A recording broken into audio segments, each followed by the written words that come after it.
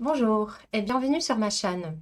Je m'appelle Inga Vandelin, je suis prof de russe et docteur en linguistique et dans cette vidéo, je vais vous partager les outils en ligne que je conseille à mes étudiants, débutants, intermédiaires ou avancés, pour développer leur vocabulaire. Alors, par quoi commencer quand vous voulez apprendre de nouveaux mots ou que vous rencontrez un nouveau mot dans un texte ou même dans une audio que vous avez écoutée? Tout d'abord, vous voulez savoir ce que le mot veut dire, donc il vous faut une bonne traduction. Ensuite, vous voulez pouvoir bien le prononcer. En troisième lieu, vous voulez savoir comment l'utiliser, dans quel contexte, peut-être quelques petits exemples avec des phrases. Donc, l'outil idéal doit nous fournir tout ça. Je vous dis tout de suite, l'outil idéal n'existe pas pour l'instant. Donc, on va apprendre à combiner plusieurs outils pour être efficace dans notre apprentissage du vocabulaire. Commençons par un exemple très simple qui vient d'un texte du niveau A1, A2 que je vais vous présenter tout de suite. Voilà, on va commencer à lire et on va travailler sur 2-3 mots de ce texte. Привет, я Амита из Индии, из Мумбаи. Мне очень нравится путешествовать. On va prendre la deuxième phrase de ce texte. L'exemple est simple, il est adapté aux débutants, mais encore une fois, les outils qu'on va voir conviennent à tous les niveaux. Donc, au niveau A1, vous connaissez déjà l'expression «мне нравится», «мне очень нравится», «j'aime beaucoup», n'est-ce pas? «Мне очень нравится». Vous connaissez peut-être pas le mot «путешествовать», «voyager». Alors, je vais vous dire tout de suite que quand vous commencez à chercher la traduction dans les traducteurs automatiques, la bonne idée, c'est de copier la phrase entière parce que les traducteurs automatiques traduisent beaucoup mieux quand le contexte est présent. Ils sont beaucoup moins puissants pour les mots isolés. Donc, faisons un essai. On prend la phrase «Мне очень нравится путешествовать» et on la met dans Google Translate. Google Translate est de loin le premier réflexe de beaucoup de gens. Donc, on va faire pareil. Je copie la phrase et j'obtiens la traduction «J'adore voyager». J'accepte cette traduction, elle est correcte. Sauf que, pour être plus précise, moi je dirais «J'aime beaucoup voyager». Mais bon, la phrase traduit bien le sens. Maintenant, on va faire un essai avec le mot «isolé». Supposons que vous avez un peu oublié qu'est-ce que ça veut dire нравится. Vous comprenez pas trop, vous voulez savoir ce que c'est. Donc là, si vous mettez le mot нравится tout seul, curieusement, la traduction que Google nous propose, c'est comme. Très probablement parce qu'il passe par l'anglais où le mot qui correspond à нравится, c'est like, I like. Et donc, c'est pas du tout bon. Donc, ça montre tout de suite les limites de traducteurs automatiques, dont Google Translate, pour traduire les mots isolés. Je vous déconseille d'aller chercher les mots isolés en premier réflexe chez Google Translate. Non, il ne faut pas le faire. Il existe d'autres traducteurs automatiques, dont DeepL, qui est très très bien. Donc, on va copier la phrase de tout à l'heure, «Мне очень нравится» dans DeepL. On obtient le même résultat que chez Google Translate, ce qui est un peu normal. Et maintenant, on va juste laisser le mot «нравится» pour voir ce qu'il nous propose comme traduction. Et là, DeepL est beaucoup plus précis, il est beaucoup plus proche de la vraie traduction, même complètement proche. Il dit aime. Нравится, c'est aime. J'aime bien. Là, franchement, DeepL, il montre de très bons résultats, même pour les mots isolés. Donc, je vous le conseille comme traducteur automatique. Ensuite, vous pouvez aller découvrir Yandex Translate. Alors, Yandex Translate, pour la phrase complète, je pense qu'on va avoir le même résultat, presque J'aime vraiment voyager. C'est vrai, j'aime beaucoup voyager, j'aime vraiment voyager. C'est une bonne traduction. Et maintenant, si on ne laisse que le mot nравится, qu'est-ce qu'il nous propose Yandex? Il nous propose le verbe plaît, ce qui est vraiment correct parce que littéralement, nравится, c'est plaît. Cela me plaît de voyager. C'est comme ça qu'on construit la phrase en russe. Mais ça manque de rapprochement avec la vraie traduction française qui est j'aime voyager. Personne ne dit ça me plaît vraiment de voyager ou ça va être très rare, n'est-ce pas? Donc là, Yandex Translate propose plutôt une traduction mot à mot, mais qui peut vous servir pour mieux comprendre les sens du mot russe. Yandex, c'est le Google russe, c'est vraiment le géant informatique du marché russe. Et la bonne chose chez Yandex, c'est qu'il a été entraîné avec les données de texte russe en premier lieu. Donc, ces traductions sont souvent plus fidèles et surtout, vous pouvez l'utiliser pour la prononciation, quelque chose qui nous intéresse beaucoup, n'est-ce pas? Quand on ne connaît pas le mot, qu'on le voit pour la première fois, on veut savoir comment est-ce qu'il est prononcé parce que on ne peut pas encore se fier totalement à la bonne lecture du mot. Vous savez pas si quand vous lisez le mot nравится en tant que débutant, est-ce que vous le prononcez bien ou pas? Donc, on va écouter Нравится? nравится. Et là, vous avez une voix synthétisée mais très très naturelle. Donc Yandex, c'est vraiment génial pour la reproduction de la parole synthétisée, la génération de la parole. Je vous le conseille. Et juste au passage, Google Translate n'est pas bon du tout pour ça. On peut écouter. Нравится. C'est un peu bizarre, un peu trop lent, l'intonation est bizarre, franchement. Et DeepL, il est où? Il est là. On va tester. Нравится. Non, c'est pas bon, parce que déjà le son n'est pas net, il n'est pas clair. Ok, donc on en était à Yandex Translate. Est-ce qu'on peut l'utiliser pour les mots isolés? Je dirais que oui, il donne quand même une approximation assez fidèle. Pour les phrases, oui, aussi. Maintenant, si vous voulez travailler un peu plus la prononciation, chez Yandex, il y a un service dédié qui s'appelle Yandex Speech Kit. Je vais mettre tous les liens en description. Vous les retrouverez tous en description. Et donc là, bon, quand vous arrivez sur la page, je ne sais pas ce que vous voyez. Vous voyez ça, Yandex Speech Kit. Et puis, il faut descendre un tout petit peu. Là, c'est en anglais. Je ne sais pas si la version française existe. Internationale, non. Vous avez du russe et de l'anglais. Et du kazakh. Ok, et donc là, on est dans Yandex Speech Kit démonstration. Ici, vous pouvez mettre votre phrase ou le mot isolé. Commençons peut-être par le mot isolé pour mieux l'entendre. Et là, vous choisissez le russe parmi les langues proposées. Vous avez même de l'ouzbek et de l'hébreu. C'est très curieux. Ensuite, une locutrice ou un locuteur. Franchement, ils sont tous bons. Et après, vous pouvez même choisir la tonalité neutre ou bien amicale, accueillante. Prenons accueillante, amicale.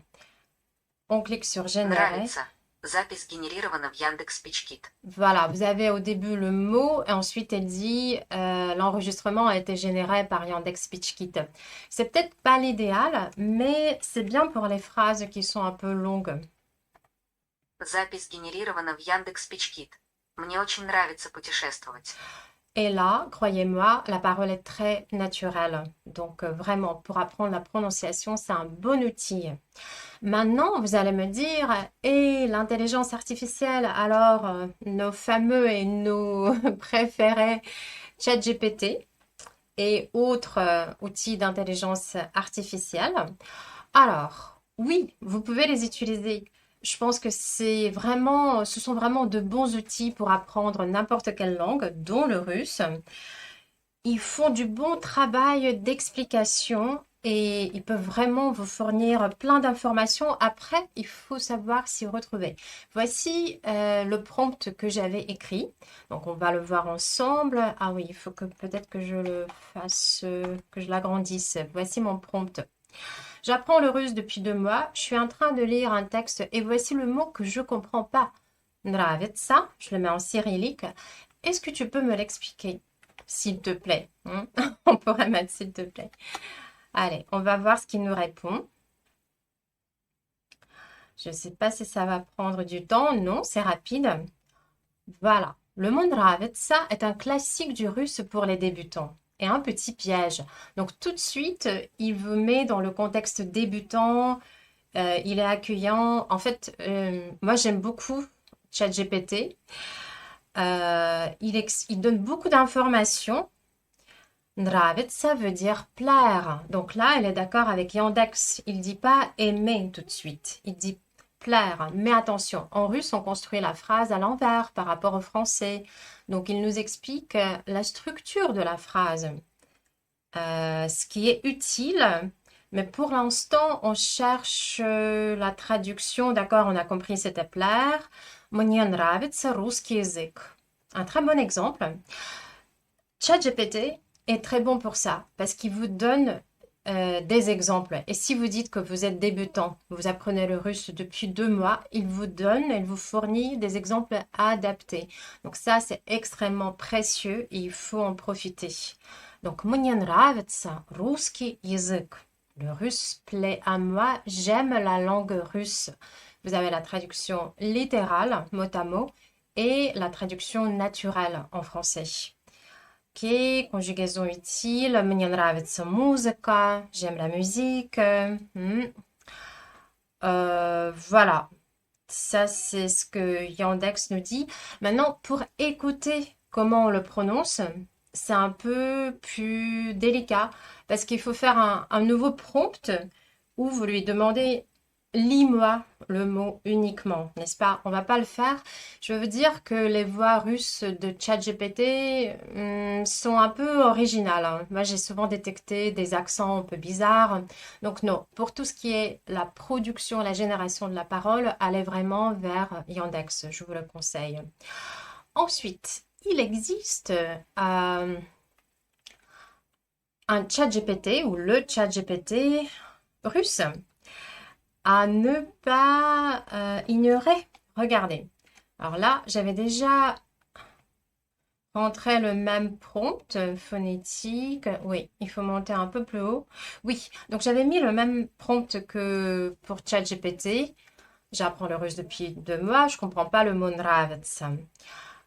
Il m'explique avec un peu plus de détails, utilisé pour préférence, appréciation, avec une transcription phonétique, ce qui n'est pas la moindre des choses dans ce cas précis, parce qu'on vraiment, on ne lit pas lettre à lettre ce mot nravится. Donc, il explique même comment le prononcer, mais je ne sais pas si ça aide vraiment, il vaut mieux écouter. Il s'accorde avec l'objet. Donc là, il donne les mêmes informations que ChatGPT et quelques exemples. Les exemples, retenez-les. Si vous voyez un petit exemple qui vous plaît, который вам нравится, par exemple, мне нравится музыка. J'aime la musique.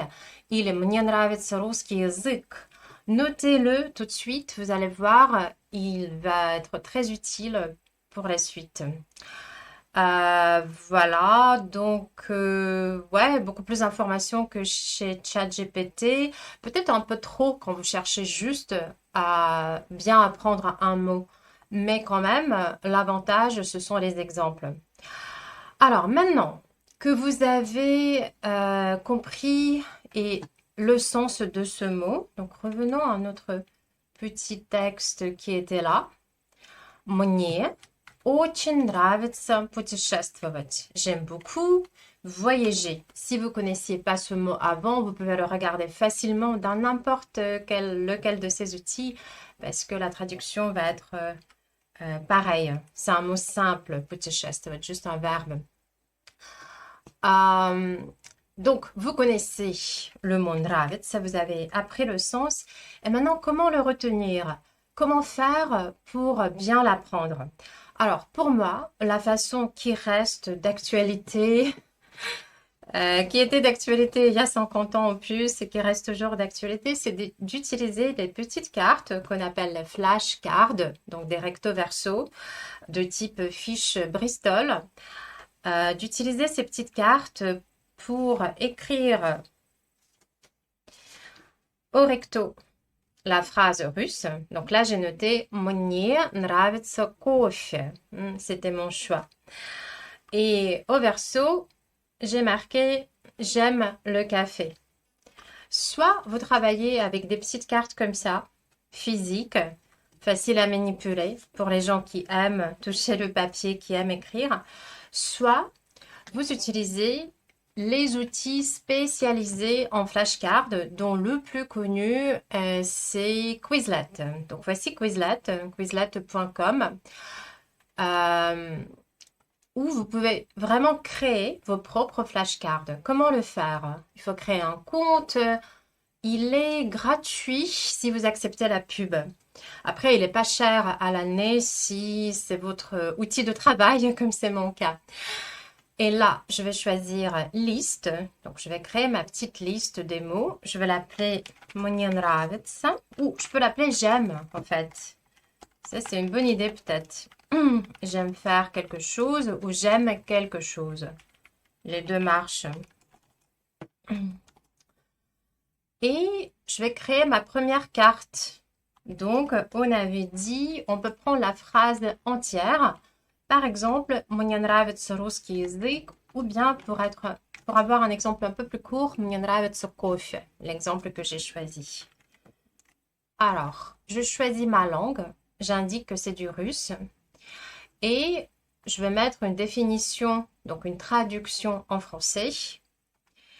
Il y a peut-être déjà des gens qui ont créé une phrase comme ça et qui proposent une traduction automatique. Non. Alors, je crée ma traduction. J'aime le café. Et voilà, ma carte est créée. Est-ce que je peux créer... Il faut au moins 2 cartes, d'accord, pour créer cette liste. Très bien. Je vais aussi mettre le mot путешествовать. Путешествовать. Qu'on a vu dans notre phrase «Мне очень нравится путешествовать», voyager. Et je crée mes cartes, ma petite liste. Donc voilà. Ensuite, vous obtenez des cartes qui font recto verso au clic. «Мне нравится кофе», j'aime le café. Vous pouvez l'écouter en français et en russe. Мне нравится кофе. C'est pas mal, mais la parole est un peu trop rapide et un peu moins nette que sur Yandex Translate ou bien Yandex SpeechKit. Ouais. Mais vous pouvez toujours l'utiliser. Voilà, ça c'est votre première carte. Et la deuxième, путешествовать. Путешествовать, comment est-ce qu'elle la prononce? Путешествовать. Ouais, un peu vite, il va un peu vite. Je pense que vous ne pouvez pas réguler la vitesse du son. Non, il me semble pas. Voyager. Voilà, maintenant, pour les mémoriser, les choses sont simples. Il faut le faire tous les jours ou tous les 2 jours. Si vous travaillez avec les petites cartes, vous les regardez comme ça, vous apprenez, vous testez tous les 2 jours. Apprenez 2-3 mots par jour. Et au bout d'une semaine, vous en saurez 15, 20. La régularité, ça compte dans l'apprentissage d'une langue, comme dans beaucoup d'autres choses. Je pense que vous le savez. Voilà. Donc, pour conclure, quand on va apprendre un nouveau mot, par exemple, le mot d'un texte que vous avez commencé à lire. On avait pris l'exemple de nravится. La première chose, c'est de trouver la bonne traduction. Et pour ça, je vous conseille DeepL, qui fait du bon boulot au niveau des phrases, mais aussi avec des mots isolés, ou bien Yandex Translate. Je vous déconseille Google pour les mots isolés. Non. Ensuite, il faut aller chercher sa prononciation. Pour ça, vous avez toujours Yandex Translate ou bien pour aller plus loin, Yandex SpeechKit. La prononciation est très bonne là-bas. Et ensuite, il faut savoir comment utiliser ce mot, avoir quelques exemples. Et pour ça, vous avez ChatGPT ou Alice de Yandex qui vous donne des exemples et qui vous explique la structure grammaticale. Maintenant, si vous voulez travailler un verbe, donc là on va parler des verbes en profondeur, je voulais vous présenter un produit que j'ai développé avec Nikita Kabardine de Kabardine Media. Donc c'est ma petite fierté, j'ai beaucoup travaillé sur ça et qui pour l'instant rassemble 85 verbes fréquents, les plus fréquents du russe, donc très utile au niveau débutant, mais pas que, je vais vous montrer tout de suite, dont nравится. Donc, vous aurez le lien en description et je vais mettre cette appli. C'est une appli web sur mon site web. Alors, verbe russe, avalangue.fr. On va chercher nравится. Voilà, il est là. Vous pouvez cliquer dessus, c'est rangé en ordre alphabétique. Vous pouvez aussi le taper là, nравится, si vous savez taper en russe. Vous pouvez l'utiliser depuis votre mobile, il n'y a pas de problème. C'est juste une application web qui marche dans le navigateur. Donc, nравится, je clique. Et là, je vois tout de suite des exemples classés par niveau. Si vous êtes A1, voici les exemples qui vont vous intéresser. Егору нравится Агата. Alors, on va voir qui aime qui. En cliquant sur la phrase, vous obtenez la prononciation et la traduction. Егор aime bien Agatha. Егору нравится Агата. Ou bien, dans l'autre sens, Agatha plaît à Yegor. Donc, j'ai donné les deux traductions pour que ce verbe nравится soit vraiment explicite. Ce qui n'est pas évident puisque le français utilise une autre structure. Et vous pouvez l'écouter. Егору нравится Агата. Donc là aussi, on a beaucoup travaillé avec Nikita sur la génération du son. C'est du son synthétisé, mais on a fait plein d'efforts pour qu'il soit le plus naturel possible. Alors, si vous cliquez sur plus d'exemples, vous pouvez voir d'autres exemples du niveau 1. Мне нравится театр. J'aime le théâtre. Тебе нравится кино. Tu aimes le cinéma. Вам нравится футбол. Donc, on va prendre Мне нравится театр. Vous cliquez. Et là, pareil, vous avez la phrase que vous pouvez entendre et la traduction. Et en plus, tout en haut, vous avez les informations grammaticales. Si vous connaissez déjà au niveau A1, vous voulez commencer à les connaître, les 6 cas du russe. Donc là, c'est du datif. Nравится marche avec le datif.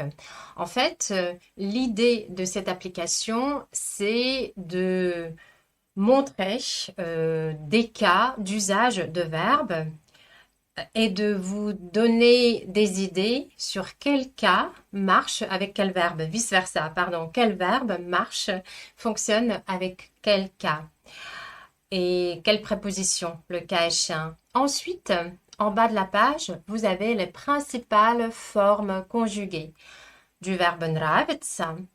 Il y a le présent, le passé imperfectif, le futur imperfectif et l'impératif imperfectif. Et plus bas, la même chose pour le perfectif, sauf le présent, parce que, comme vous le savez, il n'y a pas de présent perfectif en russe. Voilà, donc n'hésitez pas, utilisez cette application et laissez-nous des commentaires. Donc, vous pouvez laisser votre avis en cliquant, en choisissant dans le menu laissez votre avis et en cliquant sur votre avis ici. Je serais vraiment curieuse de voir vos réactions et vraiment heureuse de pouvoir y répondre et de continuer à développer cette application. Voilà, je vous remercie de votre attention Si vous connaissez d'autres outils que ceux que j'ai présentés, pour rappel, on a vu donc Yandex Translate, Google Translate, Yandex SpeechKit, ChatGPT, Alice de Yandex, le ChatGPT russe, Quizlet pour créer des flashcards, des cartes à double face. Si vous en connaissez, DeepL, pardon, aussi DeepL. Si vous en connaissez d'autres, n'hésitez pas, mettez-les en commentaire. C'est toujours très intéressant de pouvoir échanger d'outils et de pouvoir en discuter, lesquels fonctionnent mieux pour quel type d'usage. Merci beaucoup de votre attention. À très bientôt sur cette chaîne. Passez une bonne soirée. Au revoir.